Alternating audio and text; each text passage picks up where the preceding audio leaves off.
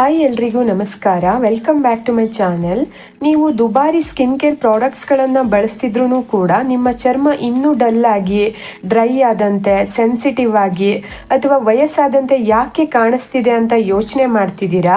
ತುಂಬ ಜನ ಹೇಗೆ ಅಂದರೆ ಸ್ಕಿನ್ ಹೆಲ್ದಿ ಆಗಿರಬೇಕು, ಎಷ್ಟೇ ವಯಸ್ಸಾದರೂ ಕೂಡ ಯಂಗ್ ಆಗಿ ಕಾಣಿಸ್ಬೇಕು ಅಂದರೆ ಜಾಸ್ತಿ ಸ್ಕಿನ್ ಕೇರ್ ಪ್ರಾಡಕ್ಟ್ಸ್ಗಳನ್ನು ಈಗಿಂದೇ ಬಳಸೋಕೆ ಸ್ಟಾರ್ಟ್ ಮಾಡಬೇಕು ಅಂತ ಅಂದ್ಕೊಂಡಿರ್ತಾರೆ.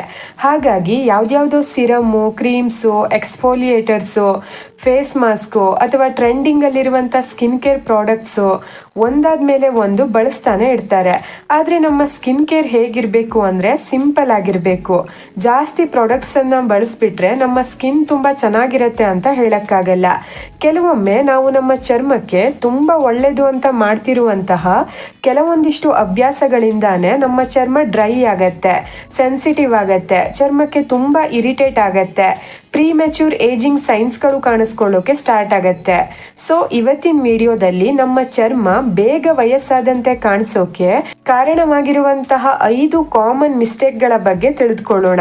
ಇದರಿಂದಾಗೋ ಸೈಡ್ ಎಫೆಕ್ಟ್ ಅನ್ನ ಕಡಿಮೆ ಮಾಡ್ಕೊಳ್ಳೋದಕ್ಕೆ ಏನ್ ಮಾಡಬಹುದು ಅನ್ನೋದ್ರ ಬಗ್ಗೆನೂ ಕೂಡ ತಿಳ್ಕೊಳ್ಳೋಣ. ಸೊ ಮೊದಲನೇ ಮಿಸ್ಟೇಕ್ ಯಾವುದು ಅಂದ್ರೆ ಸನ್ಸ್ಕ್ರೀನ್ ಬಳಸದೆ ಇರೋದು. ಎಲ್ಲರೂ ಮಾಡುವಂತಹ one of the biggest mistake ಏನು ಅಂದ್ರೆ ಸನ್ಸ್ಕ್ರೀನ್ ಅನ್ನ ಇಗ್ನೋರ್ ಮಾಡೋದು. ಸನ್ಸ್ಕ್ರೀನ್ ಅನ್ನ ಯಾವ ತರ ಟ್ರೀಟ್ ಮಾಡ್ತಾರೆ ಅಂದ್ರೆ, ಯಾವಾಗ ನಾವು ಬೀಚ್ಗೆ ಹೋಗ್ತೀವೋ ಅಥವಾ ಯಾವಾಗ ನಾವು ಇಡೀ ದಿನ ಹೊರಗಡೆ ಇರ್ತೀವೋ ಅಂತ ಟೈಮಲ್ಲಿ ಮಾತ್ರ ಸನ್ಸ್ಕ್ರೀನ್ ಹಚ್ಕೋಬೇಕು ಅನ್ನೋ ತರ ಟ್ರೀಟ್ ಮಾಡ್ತಾರೆ. ಆದ್ರೆ ಒಂದು ರಿಯಾಲಿಟಿ ನಿಮ್ಗೆ ಅರ್ಥ ಆದ್ರೆ ನೀವೇ ಶಾಕ್ ಆಗ್ತೀರಾ. ಏನು ಅಂದ್ರೆ ನಮ್ಮ ಚರ್ಮದಲ್ಲಿ ಪ್ರೀಮೆಚ್ಯೂರ್ ಏಜಿಂಗ್ ಸೈನ್ಸ್ಗಳು ಕಾಣಿಸ್ಕೊಳ್ಳೋಕೆ ಸ್ಟಾರ್ಟ್ ಆಗೋಕೆ one of the major factor ಯಾವುದು ಅಂದ್ರೆ ಅಲ್ಟ್ರಾ ವೈಲೆಟ್ ರೇಡಿಯೇಷನ್. ಪದೇ ಪದೇ ನಾವು ಸೂರ್ಯನಿಂದ ಬರುವಂತಹ ಈ UV ರೇಸ್ಗೆ ಎಕ್ಸ್ಪೋಸ್ ಆದಾಗ ನಮ್ಮ ಸ್ಕಿನ್ ಅಲ್ಲಿರುವಂತಹ ಇಂಪಾರ್ಟೆಂಟ್ ಸ್ಟ್ರಕ್ಚರ್ ಅನ್ನ ಡ್ಯಾಮೇಜ್ ಮಾಡುತ್ತೆ. ಫಾರ್ ಎಕ್ಸಾಂಪಲ್ ಕೊಲಾಜಿನ್ ಮತ್ತು ಇಲಾಸ್ಟಿನ್ ಸ್ಟ್ರಕ್ಚರ್ ಅನ್ನ ಡ್ಯಾಮೇಜ್ ಮಾಡುತ್ತೆ. ಇವೆರಡೂ ಕೂಡ ಪ್ರೋಟೀನ್ಸ್. ನಮ್ಮ ಚರ್ಮದ ಫರ್ಮ್ನೆಸ್ ಮತ್ತು ಇಲಾಸ್ಟಿಸಿಟಿಯನ್ನ ಮೇಂಟೈನ್ ಮಾಡೋಕೆ ಈ ಪ್ರೋಟೀನ್ಸ್ಗಳು ಹೆಲ್ಪ್ ಮಾಡುತ್ತೆ. ಸೊ ಈ ಪ್ರೋಟೀನ್ಸ್ಗಳೇ ಡ್ಯಾಮೇಜ್ ಆಯಿತು ಅಂದರೆ ಹೋಗ್ತಾ ಹೋಗ್ತಾ ನಮ್ಮ ಸ್ಕಿನ್ನಲ್ಲಿ ಫೈನ್ ಲೈನ್ಸ್ ಆಗಿರ್ಬೋದು, ರಿಂಕಲ್ಸ್ ಆಗಿರ್ಬೋದು, ಪಿಗ್ಮೆಂಟೇಷನ್ ಆಗಿರ್ಬೋದು, ಒಂದೊಂದೇ ಚರ್ಮದ ಸಮಸ್ಯೆಗಳು ಕಾಣಿಸ್ಕೊಳ್ಳೋಕೆ ಸ್ಟಾರ್ಟ್ ಆಗತ್ತೆ. ಚರ್ಮದ ಇಲಾಸ್ಟಿಸಿಟಿ ಕಡಿಮೆ ಆಗತ್ತೆ. ಮತ್ತೆ ನಿಮ್ಮ ಚರ್ಮದ ಮೇಲೆ ಏನಾದರೂ ಲೈಟ್ ಆಗಿ ಪಿಗ್ಮೆಂಟೇಷನ್ ಆಗಿದೆ ಅಂದರೆ ನೀವು ಸನ್ಸ್ಕ್ರೀನ್ ಯೂಸ್ ಮಾಡ್ದೇನೆ ಸನ್ಲೈಟ್ಗೆ ಎಕ್ಸ್ಪೋಸ್ ಆದಾಗ ಪಿಗ್ಮೆಂಟೇಷನ್ ಇನ್ನೂ ಡಾರ್ಕ್ ಆಗ್ತಾ ಹೋಗತ್ತೆ.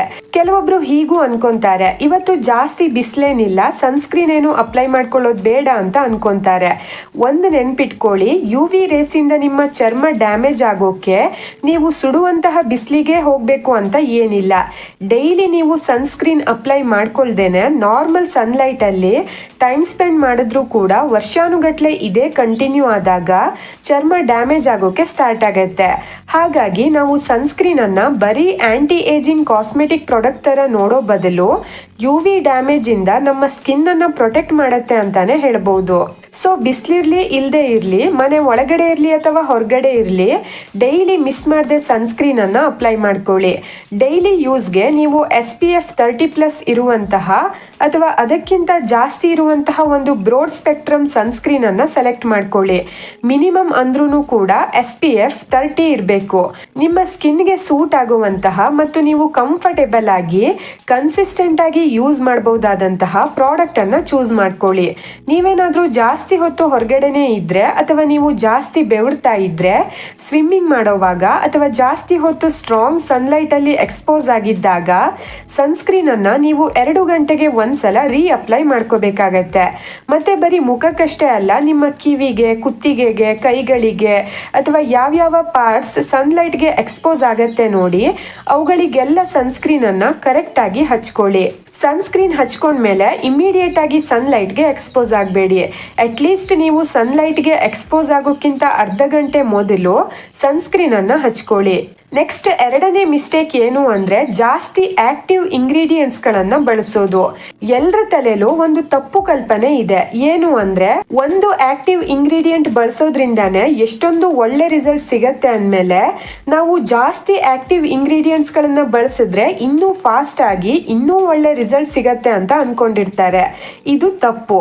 ರೆಟಿನಾಯ್ಡ್ಸ್ ಆಗಿರ್ಬೋದು, ಕೆಲವೊಂದಿಷ್ಟು ಎಕ್ಸ್ಫೋಲಿಯೇಟಿಂಗ್ ಆಸಿಡ್ಸ್ ಆಗಿರ್ಬೋದು, ವಿಟಮಿನ್ C, ಆಕ್ನೆ ಟ್ರೀಟ್ಮೆಂಟ್ಸ್, ಹೀಗೆ ಹಲವಾರು ಆಕ್ಟಿವ್ ಇಂಗ್ರೀಡಿಯೆಂಟ್ಸ್ಗಳು ಅದರದ್ದೇ ಆದ ನಿರ್ದಿಷ್ಟ ಚರ್ಮ ಸಮಸ್ಯೆಗಳಿಗೆ ತುಂಬ ಯೂಸ್ಫುಲ್ ಆಗತ್ತೆ.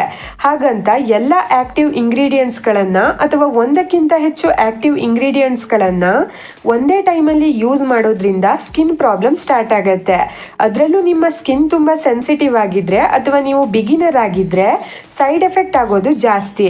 ಒಂದು ಎಕ್ಸಾಂಪಲ್ ಕೊಡೋದಾದ್ರೆ, ಒಬ್ಬ ಪರ್ಸನ್ ಈವ್ನಿಂಗ್ ಟೈಮಲ್ಲಿ ಒಂದು ಎಕ್ಸ್ಫೋಲಿಯೇಟಿಂಗ್ ಆಸಿಡ್ ಅನ್ನ ಯೂಸ್ ಮಾಡಿಕೊಂಡು ತಮ್ಮ ಚರ್ಮವನ್ನ ಎಕ್ಸ್ಫೋಲಿಯೇಟ್ ಮಾಡಿರ್ತಾರೆ. ಮತ್ತೆ ಸೇಮ್ ಅದೇ ದಿನ ನೈಟ್ ಅಲ್ಲಿ ರೆಟಿನಾಯ್ಡ್ ಅನ್ನ ಯೂಸ್ ಮಾಡ್ತಾರೆ. ಮಲ್ಟಿಪಲ್ ಸಿರಮ್ಸ್ ಹಚ್ಕೊಂತಾರೆ. ಪದೇ ಪದೇ ಆಗಾಗ ಸ್ಕ್ರಬ್ ಮಾಡ್ತಾ ಇರ್ತಾರೆ. ಯಾವ್ದ್ಯಾವ್ದು ಟ್ರೀಟ್ಮೆಂಟ್ಸ್ ತಗೊಂತಾ ಇರ್ತಾರೆ. ಕಂಟಿನ್ಯೂಸ್ ಆಗಿ ಏನಾದ್ರೂ ಒಂದು ಮಾಡ್ತಾನೆ ಇರ್ತಾರೆ. ಈ ತರ ಮಾಡೋದ್ರಿಂದ ಇದಕ್ಕೆ ಹೊಂದ್ಕೊಳ್ಳೋಕೆ ನಮ್ಮ ಚರ್ಮಕ್ಕೆ ಸಾಕಷ್ಟು ಸಮಯ ಸಿಗಲ್ಲ. ಇದರ ಪರಿಣಾಮವಾಗಿ ಚರ್ಮದಲ್ಲಿ ಒಳ್ಳೆ ರಿಸಲ್ಟ್ ಸಿಗೋ ಬದಲು ಸೈಡ್ ಎಫೆಕ್ಟ್ ಆಗತ್ತೆ. ಚರ್ಮಕ್ಕೆ ಇರಿಟೇಟ್ ಆಗತ್ತೆ, ರೆಡ್ ಆಗತ್ತೆ, ಡ್ರೈ ಆಗತ್ತೆ, ಚರ್ಮ ಟೈಟ್ ಅನ್ಸತ್ತೆ, ಚರ್ಮ ಬರ್ನ್ ಆಗತ್ತೆ, ತುಂಬಾ ಸೆನ್ಸಿಟಿವ್ ಆಗತ್ತೆ.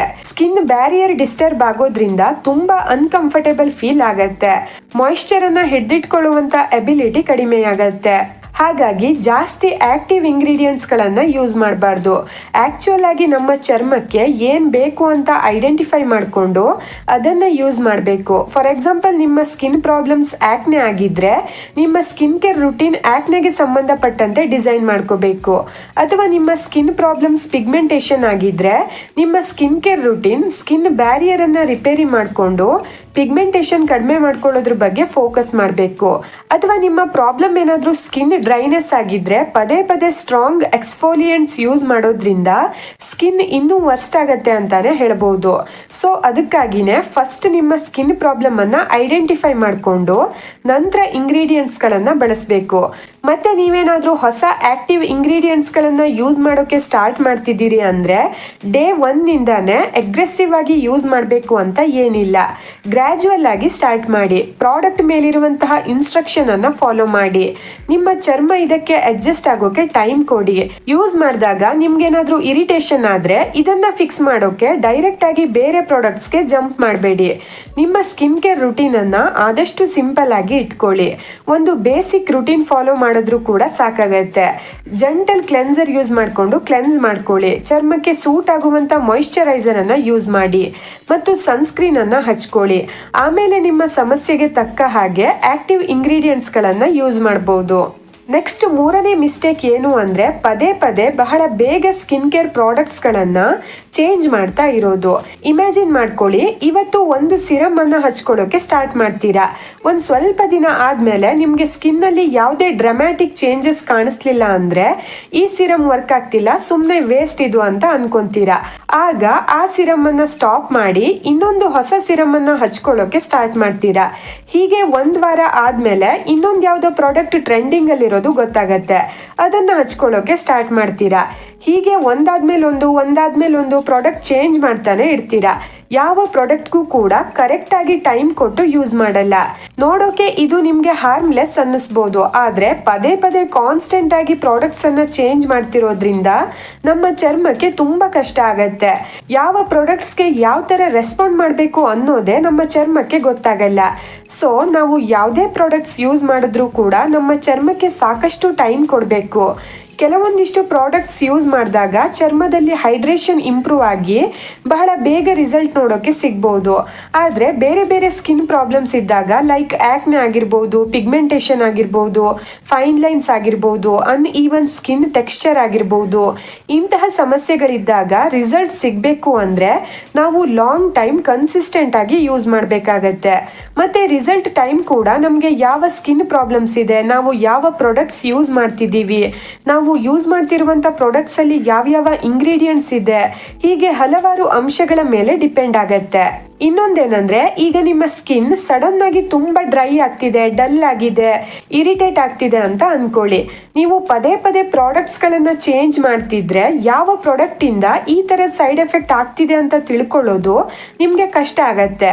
ಹೊಸ ಕ್ಲೆನ್ಸರ್ ಇಂದ ಹೀಗಾಗ್ತಿದ್ಯಾ ಅಥವಾ ಹೊಸ ಸಿರಮ್ ಇಂದ ಈ ತರ ಆಗ್ತಿದ್ಯಾ, ಎಕ್ಸ್ಫೋಲಿಯೆಂಟ್ ಇಂದನಾ ಅಥವಾ ಮಾಯಿಶ್ಚರೈಸರ್ ಸೆಟ್ ಆಗ್ತಿಲ್ವಾ, ಯಾವ ಪ್ರಾಡಕ್ಟ್ಸ್ ಇಂದ ಏನಾಗ್ತಿದೆ ಅನ್ನೋದೇ ಗೊತ್ತಾಗಲ್ಲ.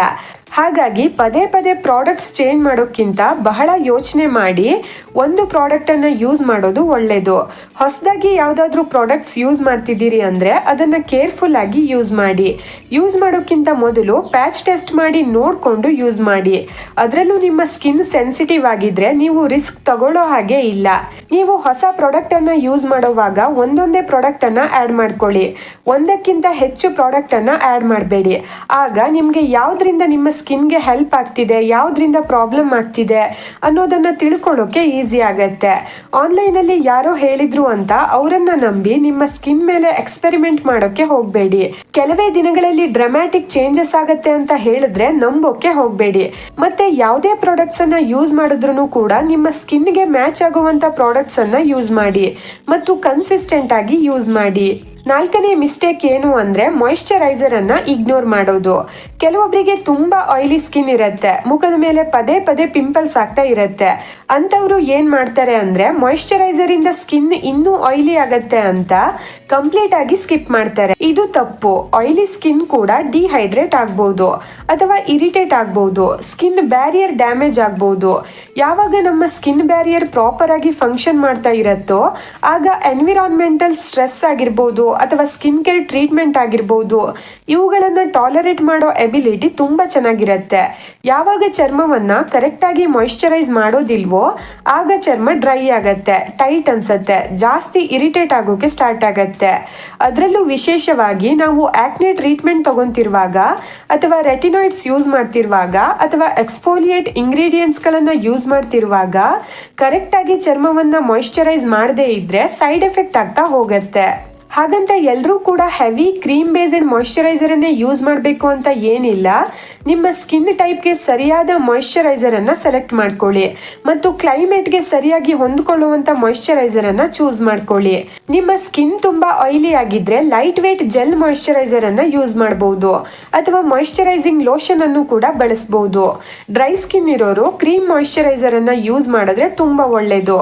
ಅದರಲ್ಲೂ ಆ ಮಾಯಿಶ್ಚರೈಸರ್ ಅಲ್ಲಿ ಸೆರಾಮೈಡ್ಸ್, ಗ್ಲಿಸರಿನ್ ಹೀಗೆ ಬೇರೆ ಬೇರೆ ಮಾಯಿಶ್ಚರೈಸಿಂಗ್ ಏಜೆಂಟ್ಸ್ ಇದ್ರೆ ಇನ್ನೂ ಒಳ್ಳೇದು. ಮತ್ತು ನಿಮ್ಮ ಸ್ಕಿನ್ ಏನಾದ್ರೂ ಸೆನ್ಸಿಟಿವ್ ಆಗಿದ್ರೆ ಸಿಂಪಲ್ ಆದಂತಹ ಯಾವುದೇ ಫ್ರೆಗ್ರೆನ್ಸ್ ಯೂಸ್ ಮಾಡದೆ ಇರುವಂತಹ ಕಂಫರ್ಟೇಬಲ್ ಆದ ಮಾಯಿಶ್ಚರೈಸರ್ ಅನ್ನ ಯೂಸ್ ಮಾಡಿ. ಒಂದು ನೆನ್ಪಿಟ್ಕೊಳ್ಳಿ, ಯಾವಾಗ್ಲೂ ನಿಮ್ಮ ಸ್ಕಿನ್ ಲೈಟ್ ಆಗಿ ಒದ್ದೆಯಾಗಿರುವಾಗ್ಲೇನೆ ಮಾಯಿಶ್ಚರೈಸರ್ ಅನ್ನ ಹಚ್ಕೊಳ್ಳೋ ಅಭ್ಯಾಸವನ್ನ ರೂಢಿ ಮಾಡ್ಕೊಳ್ಳಿ. ನೆಕ್ಸ್ಟ್ 5ನೇ ಮಿಸ್ಟೇಕ್ ಏನು ಅಂದ್ರೆ ಟ್ರೆಂಡಿಂಗ್ ಅಲ್ಲಿರುವಂತ ಸ್ಕಿನ್ ಕೇರ್ ಅನ್ನ ಫಾಲೋ ಮಾಡೋದು. ಇತ್ತೀಚೆಗಂತೂ ಇದು ಮೋಸ್ಟ್ ಕಾಮನ್ ಪ್ರಾಬ್ಲಮ್ ಆಗ್ಬಿಟ್ಟಿದೆ. ಸೋಷಿಯಲ್ ಮೀಡಿಯಾದಲ್ಲಿ ಏನೇನ್ ತೋರಿಸ್ತಾರೋ ಎಲ್ಲಾನು ತಮ್ಮ ಸ್ಕಿನ್ ಕೇರ್ ಅಲ್ಲಿ ಆಡ್ ಮಾಡ್ಕೊಂತ ಹೋಗ್ತಾರೆ. ಸೋಷಿಯಲ್ ಮೀಡಿಯಾದಲ್ಲಿ ಯಾರಾದ್ರೂ ಅಮೇಜಿಂಗ್ ರಿಸಲ್ಟ್ ಬಂತು ಅಂತ ಸಿರಮ್ ಆಗಿರ್ಬೋದು, ಫೇಶಿಯಲ್ಸ್ ಆಗಿರ್ಬೋದು, ಎಕ್ಸ್ಫೋಲಿಯೆಂಟ್ಸ್ ಆಗಿರ್ಬೋದು ಅಥವಾ ಸ್ಕಿನ್ ಕೇರ್ ರುಟೀನ್ಸ್ ಆಗಿರ್ಬೋದು ತೋರಿಸ್ಬಿಟ್ರೆ ಸಾಕು, ನಾವು ಕೂಡ ಅದನ್ನೇ ಫಾಲೋ ಮಾಡೋಕೆ ಸ್ಟಾರ್ಟ್ ಮಾಡ್ತೀವಿ. ಆದ್ರೆ ಸ್ವಲ್ಪ ದಿನ ಹೋದ್ಮೇಲೆ ಸ್ಕಿನ್ ಡ್ರೈ ಆಗಿ ಬ್ರೇಕ್ಔಟ್ಸ್ ಆಗಿ ಇರಿಟೇಟ್ ಆಗೋಕೆ ಸ್ಟಾರ್ಟ್ ಆಗತ್ತೆ. ಯಾಕೆ ಹೀಗಾಗತ್ತೆ ಅಂದ್ರೆ ಒಬ್ರಿಗೆ ಅಮೇಜಿಂಗ್ ಆಗಿ ವರ್ಕ್ ಆಯ್ತು ಅಂದ್ರೆ ಇನ್ನೊಬ್ರಿಗೂ ಕೂಡ ಅದೇ ತರ ವರ್ಕ್ ಆಗ್ಬೇಕು ಅಂತ ಏನಿಲ್ಲ. ಪರ್ಸನ್ ಇಂದ ಪರ್ಸನ್ಗೆ ಸ್ಕಿನ್ ತುಂಬಾ ಡಿಫ್ರೆಂಟ್ ಆಗಿರುತ್ತೆ. ಎಲ್ರಿಗೂ ಒಂದೇ ತರದ ಸ್ಕಿನ್ ಇರಲ್ಲ. ನಿಮ್ಮ ಸ್ಕಿನ್ ಟೈಪ್ಗೆ ತಕ್ಕಂತೆ ನಿಮ್ಮ ಸ್ಕಿನ್ ಕೇರ್ ರುಟೀನ್ ಇರ್ಬೇಕೆ ಹೊರತು ಬೇರೆಯವರಿಗೆ ವರ್ಕ್ ಆಗಿದೆ ಅಥವಾ ಒಳ್ಳೆ ರಿಸಲ್ಟ್ ಸಿಕ್ಕಿದೆ ಅಂತ ನೀವ್ ಅದನ್ನ ಫಾಲೋ ಮಾಡೋಕೆ ಸ್ಟಾರ್ಟ್ ಮಾಡ್ಕೊಂಡ್ರೆ ನಿಮ್ಮ ಸ್ಕಿನ್ಗೆ ಅದು ಸೂಟ್ ಆಗಲ್ಲ. ಸೊ ನಿಮ್ಮ ಸ್ಕಿನ್ ಟೈಪ್ಗೆ ತಕ್ಕಂಗೆ, ನಿಮ್ಮ ಸ್ಕಿನ್ ಪ್ರಾಬ್ಲಮ್ಸ್ಗೆ ತಕ್ಕಂಗೆ, ನೀವಿರೋ ವಾತಾವರಣಕ್ಕೆ ತಕ್ಕಂಗೆ ಮತ್ತು ಸ್ಕಿನ್ ಸೆನ್ಸಿಟಿವಿಟಿ ಬಗ್ಗೆ ಕರೆಕ್ಟ್ ಆಗಿ ತಿಳ್ಕೊಂಡು ಒಂದು ರುಟೀನ್ ಕ್ರಿಯೇಟ್ ಮಾಡ್ಕೊಂಡು ಫಾಲೋ ಮಾಡಬೇಕು. ಒಂದು ಎಕ್ಸಾಂಪಲ್ ಕೊಡೋದಾದ್ರೆ, ನೀವು ತುಂಬಾ ಹಾಟ್ ಕ್ಲೈಮೇಟ್ ಅಲ್ಲಿ ವಾಸ ಮಾಡೋರಾಗಿದ್ರೆ ನಿಮ್ಗೇನೆ ಬೇರೆ ತರ ಮಾಯಿಶ್ಚರೈಸರ್ ಇರುತ್ತೆ ಮತ್ತು ಕೋಲ್ಡ್ ಡ್ರೈ ಕ್ಲೈಮೇಟ್ ಅಲ್ಲಿ ವಾಸ ಮಾಡೋರಿಗೆ ಬೇರೆ ತರ ಮಾಯಿಶ್ಚರೈಸರ್ ಇರುತ್ತೆ. ಆಯಿಲಿ ಸ್ಕಿನ್ ಇರೋರಿಗೆ ಬೇರೆ ತರ ರುಟೀನ್ ಇರುತ್ತೆ, ಡ್ರೈ ಸ್ಕಿನ್ ಇರೋರಿಗೆ, ಸೆನ್ಸಿಟಿವ್ ಸ್ಕಿನ್ ಇರೋರಿಗೆ ಬೇರೆ ತರ ರುಟೀನ್ ಇರುತ್ತೆ. ಹಾಗಾಗಿ ಯಾರ್ದೋ ಸ್ಕಿನ್ ಕೇರ್ ರುಟೀನ್ ಅನ್ನ ಕಂಪ್ಲೀಟ್ ಆಗಿ ಕಾಪಿ ಮಾಡೋದು ಒಳ್ಳೇದಲ್ಲ. ಇವಿಷ್ಟು ನಾವು ಮಾಡೋ ಕಾಮನ್ ಮಿಸ್ಟೇಕ್ ಗಳ ಬಗ್ಗೆ ಆಯ್ತು. ಈಗ ಒಂದು ಒಳ್ಳೆ ಸ್ಕಿನ್ ಕೇರ್ ರುಟೀನ್ ಹೇಗಿರ್ಬೇಕು ಅಂತ ನೋಡೋದಾದ್ರೆ ತುಂಬಾ ಸಿಂಪಲ್ ಆಗಿರ್ಬೇಕು. ಆದಷ್ಟು ಬೇಸಿಕ್ ಇಂದ ಸ್ಟಾರ್ಟ್ ಮಾಡಿ. ಮಾರ್ನಿಂಗ್ ಟೈಮಲ್ಲಿ ಜಂಟಲಾದ ಕ್ಲೆನ್ಸರ್ ಯೂಸ್ ಮಾಡಿಕೊಂಡು ಕ್ಲೀನ್ ಮಾಡ್ಕೊಳ್ಳಿ. ನಿಮ್ಮ ಸ್ಕಿನ್ಗೆ ಸೂಟ್ ಆಗುವಂತಹ ಮಾಯಿಶ್ಚರೈಸರ್ ಅನ್ನ ಹಚ್ಕೊಳ್ಳಿ. ಆಮೇಲೆ ಒಂದು ಬ್ರೋಡ್ ಸ್ಪೆಕ್ಟ್ರಮ್ ಸನ್ಸ್ಕ್ರೀನ್ ಅನ್ನ ಅಪ್ಲೈ ಮಾಡ್ಕೊಳ್ಳಿ. ರಾತ್ರಿ ಮಲಗೋಕ್ಕಿಂತ ಮೊದಲು ಇನ್ನೊಮ್ಮೆ ಕರೆಕ್ಟ್ ಆಗಿ ಕ್ಲೀನ್ ಮಾಡಿಕೊಂಡು ಮಾಯಿಶ್ಚರೈಸರ್ ಅನ್ನ ಹಚ್ಕೊಳ್ಳಿ. ಇಷ್ಟು ಸಿಂಪಲ್ ಆದ ರುಟೀನ್ ಮಾಡಿದ್ರೆ ಸಾಕಾಗತ್ತೆ. ಇದಾದ್ಮೇಲೆ ನೀವೇನಾದ್ರೂ ಸ್ಕಿನ್ ಪ್ರಾಬ್ಲಮ್ಸ್ಗೆ ತಕ್ಕ ಹಾಗೆ ಟ್ರೀಟ್ಮೆಂಟ್ ತಗೊಂತಾ ಇದ್ರೆ ಆ ಪ್ರಾಡಕ್ಟ್ಸ್ ಗಳನ್ನು ಕೂಡ ಯೂಸ್ ಮಾಡಬಹುದು. ಸುಮ್ನೆ ಯಾವುದೋ ಪ್ರಾಡಕ್ಟ್ಸ್ ಗಳನ್ನ ಯೂಸ್ ಮಾಡಕ್ ಹೋಗ್ಬೇಡಿ. ಏನೇ ಚರ್ಮ ಸಮಸ್ಯೆ ಬಂದ್ರೂ ಕೂಡ ನಿಮ್ಮ ಚರ್ಮ ವೈದ್ಯರು ಸಜೆಸ್ಟ್ ಮಾಡಿರುವಂತಹ ಪ್ರಾಡಕ್ಟ್ಸ್ ಗಳನ್ನ ಮಾತ್ರ ಬಳಸಿ. 10-15 ಸ್ಟೆಪ್ಸ್ ಇರುವಂತಹ ಸ್ಕಿನ್ ಕೇರ್ ರುಟೀನ್ ಅನ್ನೇ ಫಾಲೋ ಮಾಡಬೇಕು ಅಂತ ಏನಿಲ್ಲ. ಸಿಂಪಲ್ ಆಗಿದ್ದಷ್ಟು ಇನ್ನೂ ಒಳ್ಳೇದು. ಸ್ಕಿನ್ ಕೇರ್ ರುಟೀನ್ ಫಾಲೋ ಮಾಡೋದ್ರ ಜೊತೆಗೆ ನಿದ್ರೆ, nutrition, stress, smoking, alcohol, pollution ಮತ್ತು ನಿಮ್ಮ ಓವರ್ ಆಲ್ ಹೆಲ್ತ್ ಮೇಲೂ ಕೂಡ ಫೋಕಸ್ ಮಾಡಬೇಕು. ಆಗ ಮಾತ್ರ ನಿಮ್ಮ ಸ್ಕಿನ್ ಅನ್ನ ಹೆಲ್ದಿಯಾಗಿ ಇಟ್ಕೋಬಹುದು. ಈ ವಿಡಿಯೋ ಹೆಲ್ಪ್ಫುಲ್ ಅನ್ಸಿದ್ರೆ ಲೈಕ್ ಮಾಡಿ, ಶೇರ್ ಮಾಡಿ, ನಮ್ಮ ಚಾನೆಲ್ ಸಬ್ಸ್ಕ್ರೈಬ್ ಮಾಡಿಕೊಂಡು ಸಪೋರ್ಟ್ ಮಾಡಿ.